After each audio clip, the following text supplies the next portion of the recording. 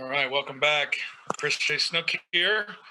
Another awesome panel ahead of us. Thank you for tuning in. If you've been watching sporadically, I think you are rapidly understanding that COVID be damned. Some of the best minds in the space on a global and national basis have been, fortunately and humbly, they've been descending with us this week in Wyoming for the third annual Wyoming Blockchain Stampede. And I'm honored to lead this panel with got a little background noise there, but I'm honored to lead this panel today as we finish up the rest of the BizCon. I'm going to welcome my guests. I've got Eric Badiere, Dennis Fassuliotis. I think I said that right, I hope. And William Ichioka. We'll talk about these gentlemen's backgrounds. We basically have a technologist who's been steeped in the protocols of DeFi as they've emerged over the last little bit. We've got a gentleman who's an entrepreneur, lifelong entrepreneur, who's bucking his age and been on the front lines of South Carolina blockchain movement, and has been a big supporter of what we're doing out here in Wyoming the last couple of years. And Dennis, and then one of the best traders I've met, and our sponsor for Sandcastle Startups Challenge, which we did on Thursday night, co-founder and partner of Blue Ocean Digital Management, William Ichioka. So thanks, gentlemen, for all being here. Thank you for having us. Thank you. All right. Well, let's dive in. So we've got a really short title on this topic. It's like the perfect storm of 8 billion words and post-crisis economy. So I'll start off by framing it quickly, but then asking Dennis, and we'll just kind of go around the loop. But, you know, I know that you and Eric kind of through serendipity came together with this because you both submitted topics that had the word perfect storm in it. So I'd like to, because of that, I'd like to kind of flip it to you in a second here and just have you lead off by describing a little bit about who you are, you know, in a minute or so, and what you think the perfect storm is. But as I sit in the, you know, winds of Laramie and I watch smoke descend on this, and we've got, you know, no, all kidding aside, we've got hurricanes hitting the east and we've got fires hitting the west. I think the metaphor of kind of destruction and rebirth is a painful one for a lot of folks right now. And I have a lot of empathy for those who are suffering because of these real physical things. And we're facing similar things in society, and we're facing similar things in finance. And yet what we know about the universe, what we know about humanity is we're still here, and we're doing better than we were 5,000 years ago. And we're doing better than we were 2,000 years ago. And our hope is that in the next 100 years, we're doing better than we have now. With that said, Dennis, what do you mean when you mean perfect storm of economic opportunity? And what is your vantage point on that? And then I'll flip it to the other gentleman. Yeah. You know, when we first started this whole thought process, I mean, obviously, you know, my background, I bought a little Bitcoin a few years ago, and I'm running the state initiative in South Carolina 2.5 years ago, 2.5 years later. So, you know, it's amazing what happens. And you know, I've been following Wyoming, been following Caitlin, and, you know, and as it all played out, you know, in my mind, that perfect storm, you know, really is the genesis of where we are right now. And in my opinion, we're really in the eye of the hurricane. And, you know, we're trained in South Carolina, you know, to keep an eye on that that western coast of Africa, to watch those tropical depressions develop and, you know, and brace for them. You know, this hurricane came out of the west, and it's, you know, and it really does have the opportunity to, you know, disrupt, you know, trillion-dollar industries, and we're just really at the beginning of it. So, you know, a state the size of Wyoming as the implementing factor and really taking the lead on this, you know, needs in my mind an area with a beach. You know, to be perfectly honest with you, you guys need a beach, you need a port, you need all kinds of things that we've got here in South Carolina. So, you know, we could develop technology out there. We could really put it to work over here in all kinds of areas, you know, from agriculture to, you know, to logistics and supply chain. You know, we see our area developing our expertise in energy primarily, and in supply chain applications. We have the port of Charleston down in Port Royal, along with the you know, the inland port facilities that are all owned by the state. So we have a beautiful opportunity here, you know, to, you know, begin somewhere. And in supply chain, you just figure out how to eliminate one step in that process, and you're affecting millions of dollars in transactions and generating huge money. And then, the other side of our view is, we're in the process. Our legislature is looking at disposing of a state asset in a public utility. Santee Cooper, one of the three utilities that produce energy in South Carolina, is on the block. I mean, pure and simple. So, we have an opportunity to study blockchain through a task force that was just recently, legislated specifically for energy, for that energy initiative. We're recommending as the think tank for South Carolina that this is an area that that really the state needs to do a deep dive in to understand how emerging technologies are going to affect the energy management companies of today and migrate into the energy exchange companies that we expect them to do. Cool. All right. So we've got a little bit about your background. We'll circle around into that, and that'll give everybody context from your vantage point. Sure. Yeah, Eric, quick background. I'm sorry. Go ahead. Yeah, no. Yeah, Eric. So let's go to you. Your discovery into this world and your focus today. In the short version, but where you're coming from when you see this thing that you've called a perfect storm of economic destruction and opportunity. What is your lens on the technical side, and give us a little background so we understand the context for your comments as we move forward. Okay, sure. Yeah. So basically, I'm an Ethereum miner, technologist by trade. I'm also a node operator. I've done a little bit of work in identity space and blockchain, but right now I'm focused on DeFi, specifically arbitrage opportunities and liquidations. But also as an interest, as a hobby on the side, I've studied economics a bit. Specifically, come into the space through the Austrian school. And what I'm seeing right now in the general society is a lot of social unrest, and with that, I'm seeing a lot of discussion from lawmakers around fiscal stimulus, a lot of fiscal stimulus. And so what comes to mind are, inequality, which could be fueling a lot of this social unrest, and basically the Cantillon effect that a lot of this stimulus is feeding. Basically, if you're well connected, you're going to get access to this easy credit. You're going to get access to this money first before inflation really hits.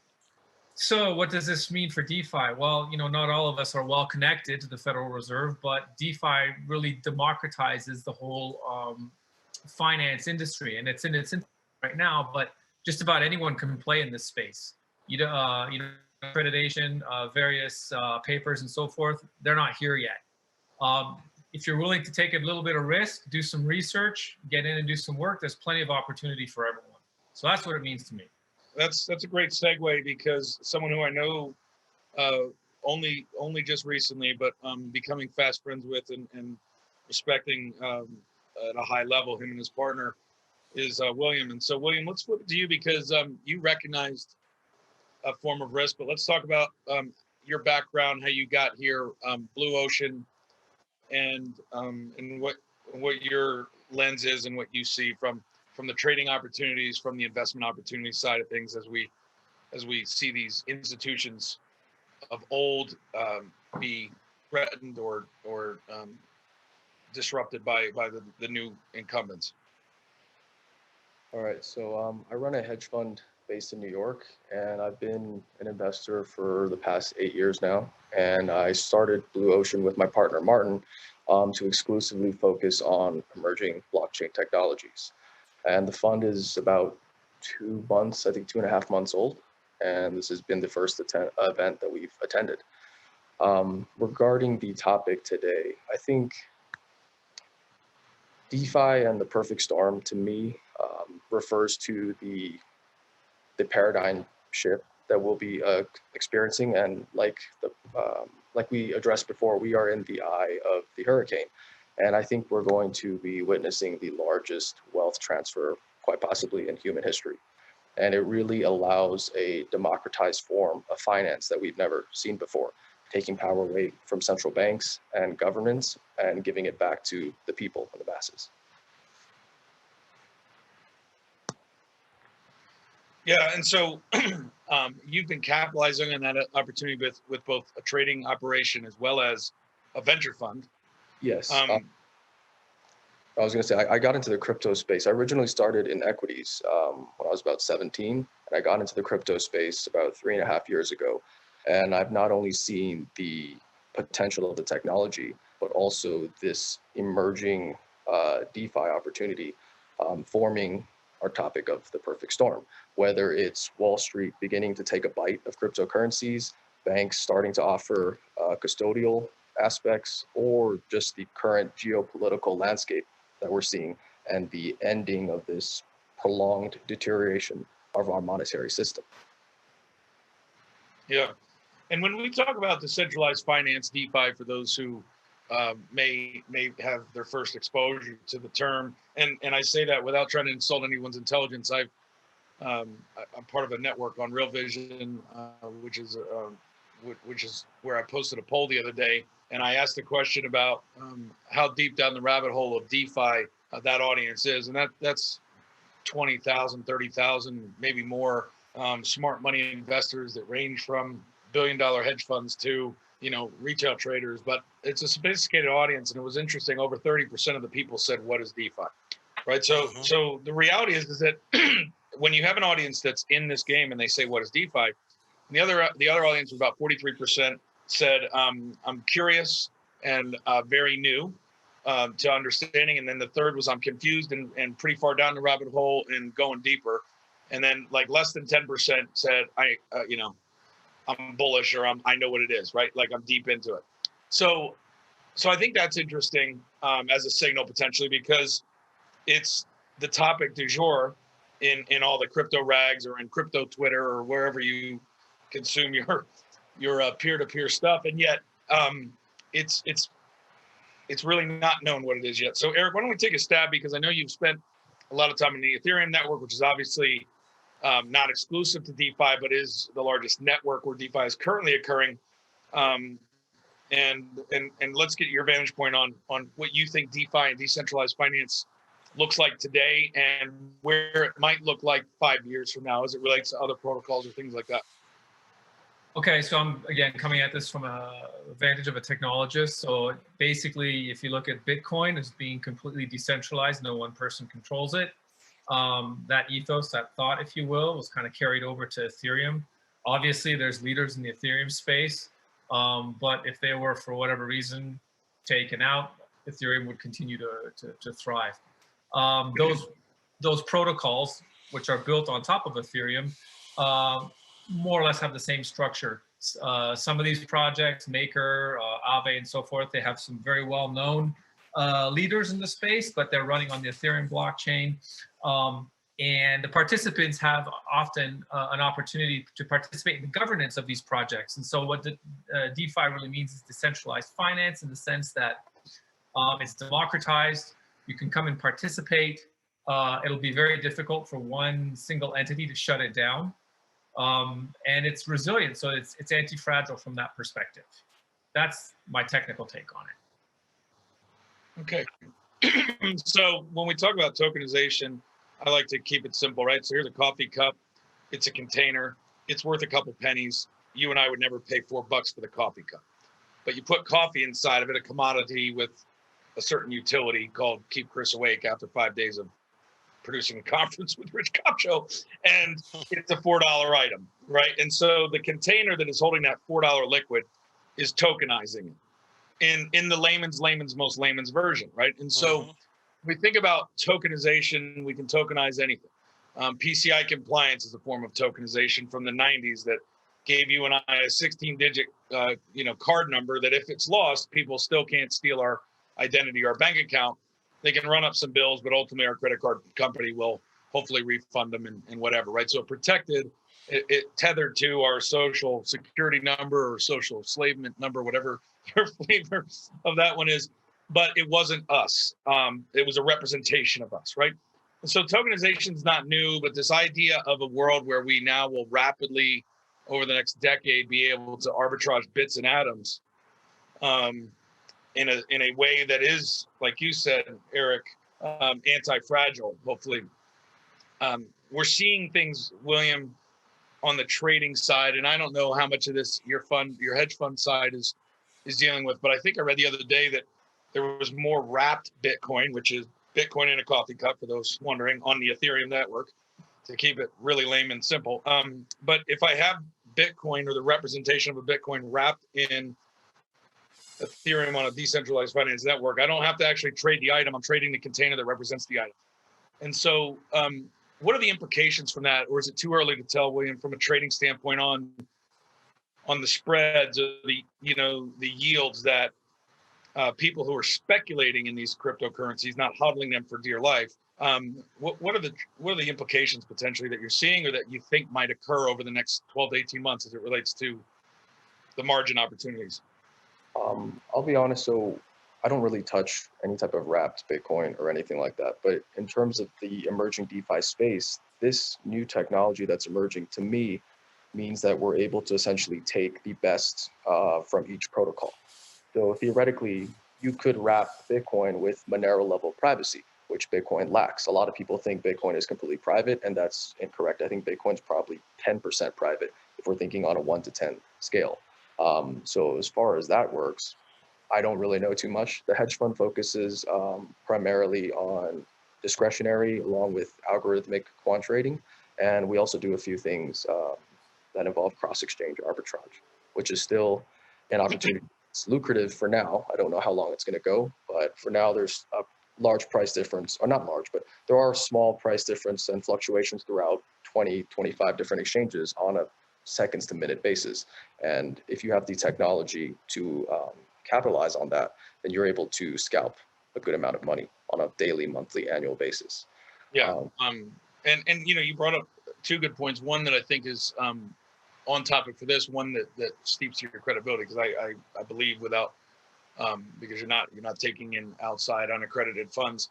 I can say this: I think you're compounding 8% every 41 or 42 days, from what Martin told me yesterday. So you figured out how to do that pretty well. Whether that margin will increase or shrink is kind of that thing you're watching, that signal you're looking for as a trader. But the thing that you said that I think is part of what this conversation's about is the best of all protocols, right? So when we think about Bitcoin, we think about the security level of Bitcoin and kind of where it's second to none in that regard. So call it as a store of value or whatever. As these things have emerged, right now you have leaders in the NFT space on wax and things like that. Now, whether they stay there or not, the volume of these protocols for specific use case of tokenization or of crypto related things that ultimately could then be decentralized finance things, right? Representations of a physical item, proof of provenance, what have you. Ethereum, obviously a large network. Monero, a privacy network. So, those are the kind of interesting angles. Dennis, this kind of, lives in your world, because the representation you have is to help people, not just in South Carolina, but other people that are entrepreneurial or kind of just looking at this and go, well, where do I access this? Sure.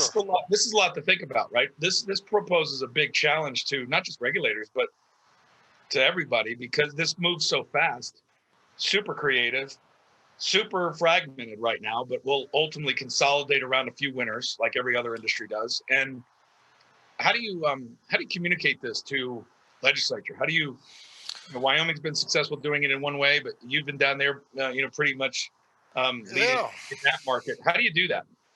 It's challenging. I mean, obviously education is the key to all of this. And, the first obstacle you have to get over really is just, I guess that misinformation, or the old history of Bitcoin potentially being used for nefarious purposes, or, black market purposes. So, just basic, just some basic education as to what we're trying to accomplish and where this industry is going, and how quickly it's gotten here, is really sometimes just cutting right through to the meat of it. The other side of it is really just identifying applications, that are friction points, within, any legislature. I mean, obviously, they're all talking about, more transparency, audibility, or the ability to, to identify, to really granularize information at that point. And, so the, when we're talking about, teacher pay raises in South Carolina. You know, we got the attention of the chairman of our Ways and Means Committee when we talked about, well, you know, if you had everything in place and you had a digital wallets in place and you could, you know, you can make these payments directly to these teachers. If that teacher goes out and buys a pencil for her class, then potentially you could reimburse her instead of she coming out of pocket for that type of thing. So you know, there are just hot button areas that we've been able to pivot into, you know, really to, you know, demonstrate the flexibility of this technology, so that literally any major issue that has come up in the state, we've been able to find that crack in the sidewalk and work blockchain into it. And you know, I mean, obviously, I come at this from, you know, from a real estate background.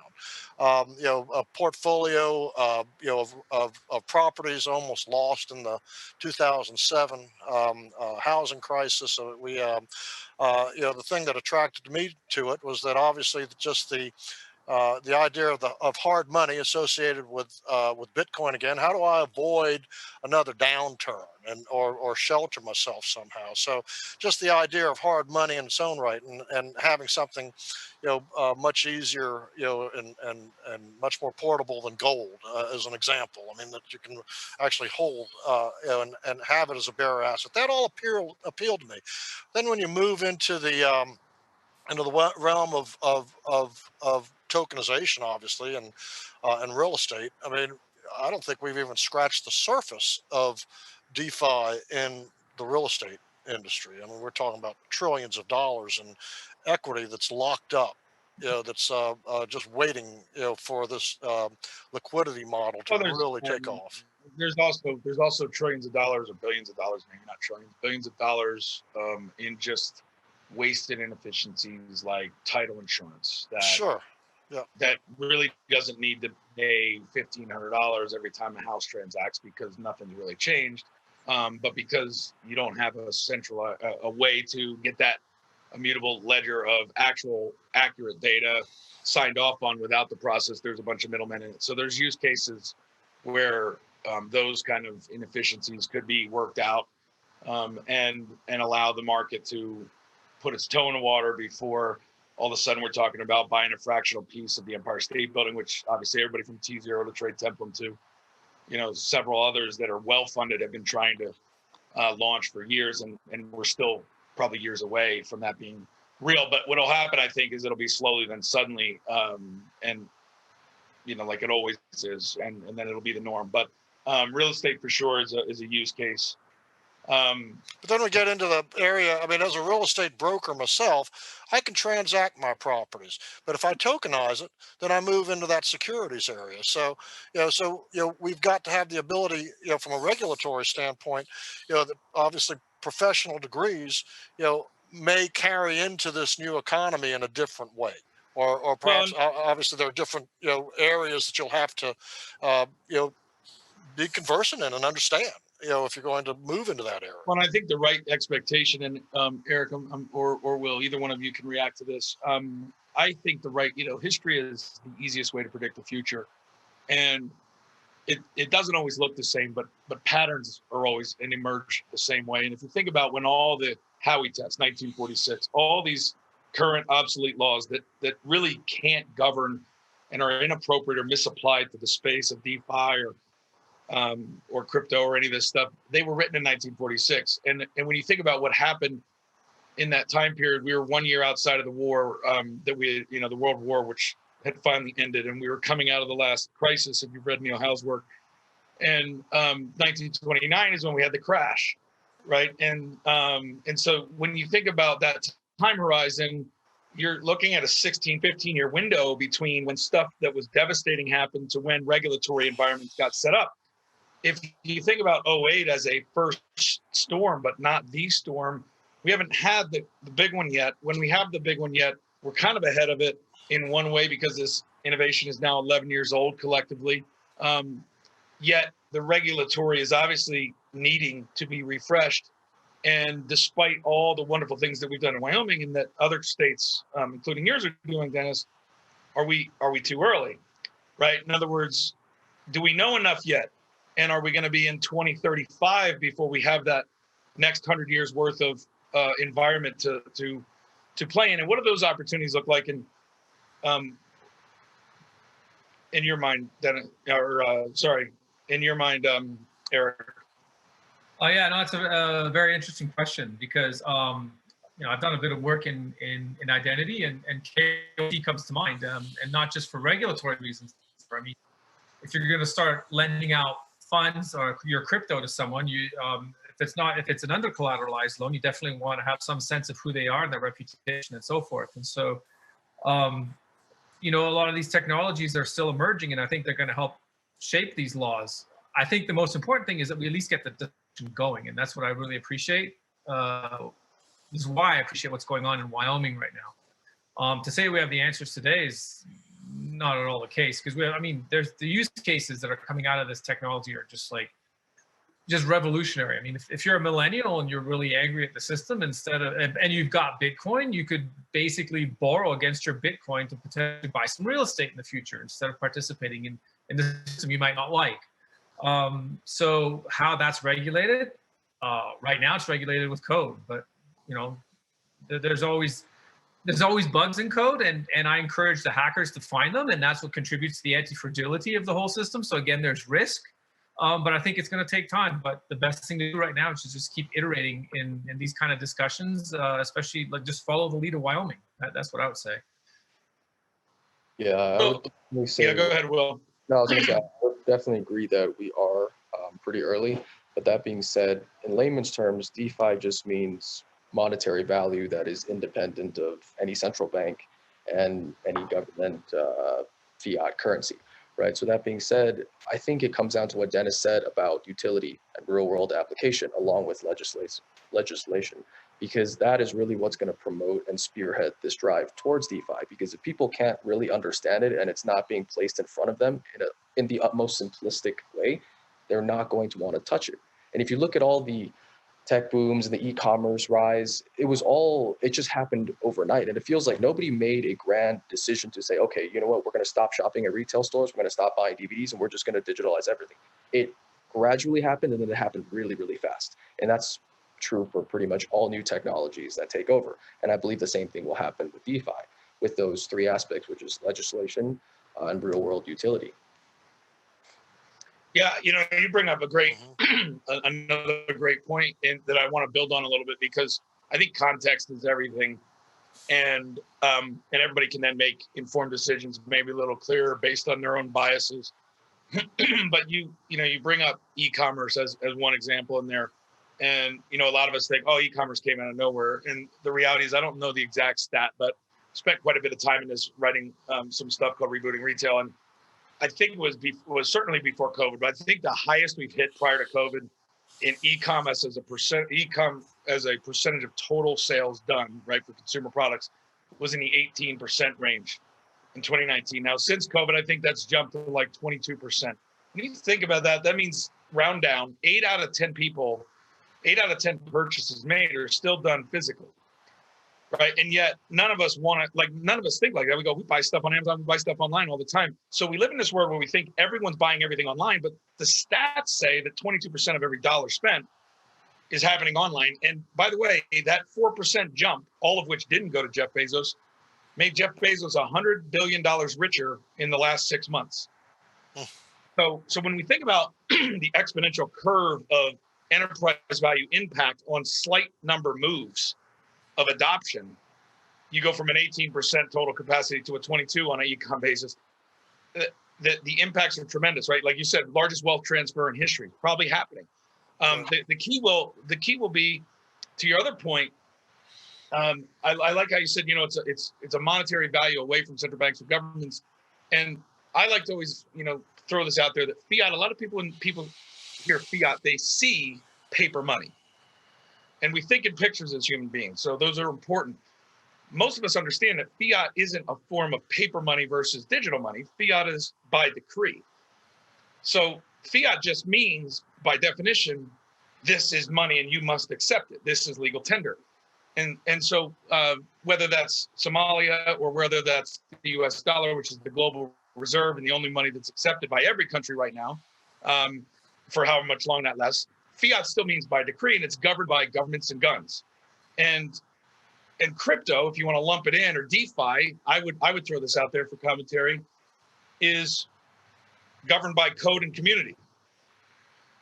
And maybe you argue that it's communities of common interest. And there's a fundamental difference in that, right? But does anybody have a different way of framing that? Because I think fiat's not disappearing. Fiat's not going to disappear any more than retail sales are going to disappear. The question is what's the impact curve of that adoption rate from a tipping point of value? Well, you know, if you really think about it, I mean, at its root level, I mean, Bitcoin is the ultimate DeFi play. I mean, we've taken a reserve currency. I mean, obviously, you know, the whole Federal Reserve System, and we've flipped it back around, you know, to a hard money concept and fixed supply.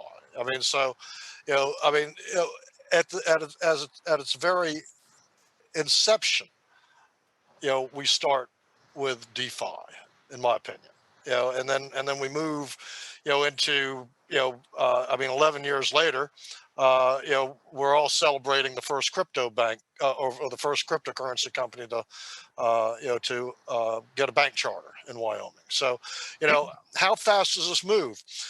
Yeah, I mean, I think we just touched on it briefly. Obviously, you know, COVID, the pandemic, you know, the whole reset of our economy, you know, has become aware of the shortcomings in our systems, whether it's our supply chains, our financial systems, our ability to respond, where our manufacturing is coming from, where our products are coming from, you know. So, you know, we are, you know, I mean, every state that I've been in contact with, some of the with more rural areas like ours, everybody's looking at broadband. How do we expand broadband now? You know, specifically the applications that were impacted are telemedicine and education. Okay, pure and simple. So that's what's driving this right now. Who benefits from it? Everybody benefits from it, because in the long run, transaction. I mean, you know, bottom line. I mean, in Switzerland, they're doing transactional,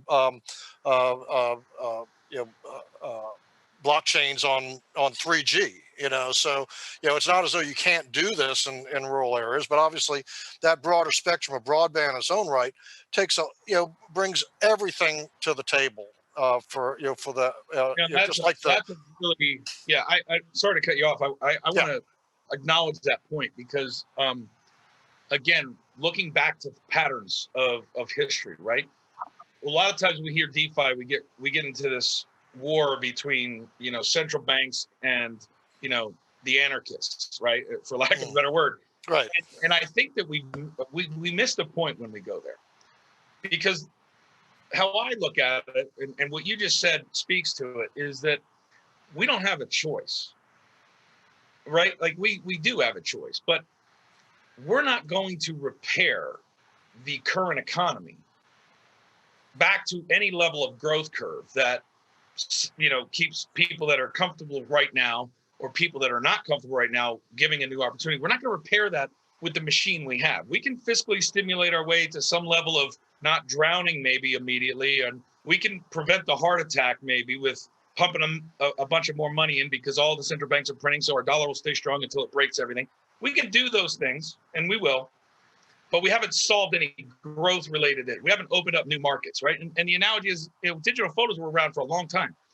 Kodak invented them way, way, way long ago. But until there was a platform where something like an Instagram or you know, or all the others that after that, because fractional cost, there was a $1 billion company in 20 months that got purchased for a steal, right? And so when you think about what's possible with things like NFTs, with things like DeFi, with things about tokenization, the rails do matter. The good news is the internet's 30 some odd years old, the commercial internet, right? And we've got Web 2.0, we've got these use cases, we've got the break in data silos and the walled gardens that need to be revamped. So we have the broken internet, but we also have the rails of a really solid infrastructure. We don't have to go invent all that. The technology to create broadband is existing. We have to figure out how to implement it. But once we do that, you could rapidly see $1 trillion industries emerge. Sure. Right? To Will's initial point of transfer of wealth, there could be a transfer of wealth, just like always, not from the rich to the poor or vice versa, or from governments to other governments, just new markets that open up. When 70% of the GDP in this country is based on consumption, we're not going to get there on the current system. And it's not about religion around central banks versus this, in my opinion, but I'll let you guys react to that as we wind it down. Each person has about 2 minutes to comment on that if you'd like. Yeah, I'd like to actually start off on that. So yeah, we definitely have some rails in place. I'd say in DeFi, we have a lot of work to do. It's not very intuitive. UIs are kind of lacking. So definitely there's work to do. But one of the catalysts that I see anyway are some of the risks to the current pension funds in finance 1.0. And I'm sure a lot of these pension fund managers are desperately seeking yield. So possibly they could look at the DeFi space, and DeFi is more than just like a yield farming. If you take a look at some of these real projects out there that are involved in real estate, like Realty or invoice billing, like Centrifuge and so forth, these are actual real world services that are basically being run on the rails of DeFi. So if you combine that with the lack of yield out in the old financial system, I think we've got some catalysts to really grow this new industry. Well said. Will, do you feel the same? Obviously, touching on your point, I think the biggest issue for me that I see is the hyperinflation and devaluing of our current fiat currency. And that is really, well, with the real world use case that we were talking about before and the platforms that we can actually access the DeFi, because DeFi, other than real world use case, is just fantastic ideology.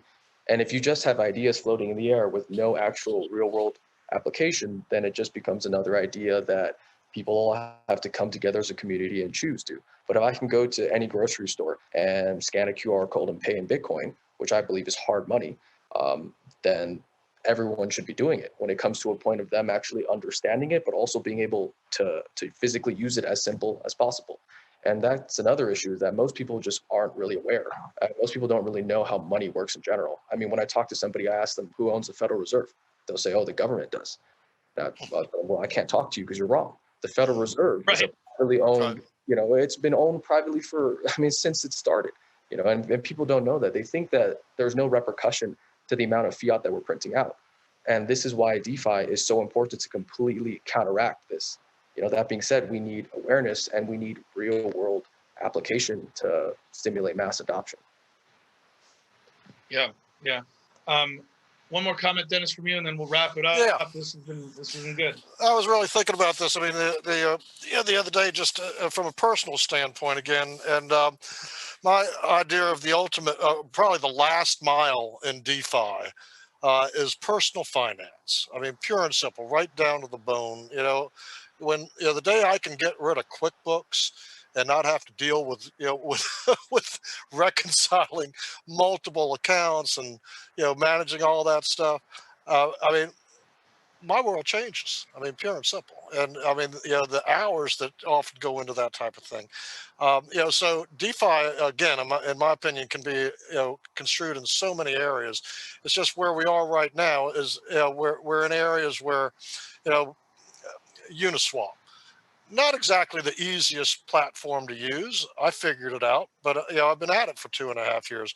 I wouldn't expect somebody just getting into this business, to jump on something like that. So obviously, user interfaces are going to be so important to expanding the impact of DeFi in so many areas that we're still just at the very beginning of all this. That's the beauty of where we are.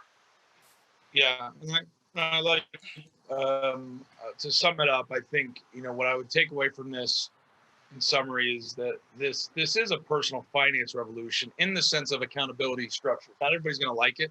Most people won't like it because we like the fact that we don't have to remember, or we don't have to be fully responsible that there's some third party. Like, no matter how much ideology we put around that, like Will said, the convenience of centralized systems for 99.9% of the world is going to always be there in some way, shape, or form. Now the question is, can we get enough of an uptick during this time where we have a generation that understands the opportunities are not in the system that exists for their parents, for their older brothers or sisters, that 80 million strong in Y and Z, is more interested in money than ever before. They want to understand how stuff works more so than ever before. And I know that because I read Creature from Jekyll Island in 1999 and no one ever wanted to talk to me about it. Right. And now if I said I'm doing a webinar on Creature from Jekyll Island, have nothing but 20-year-old kids on.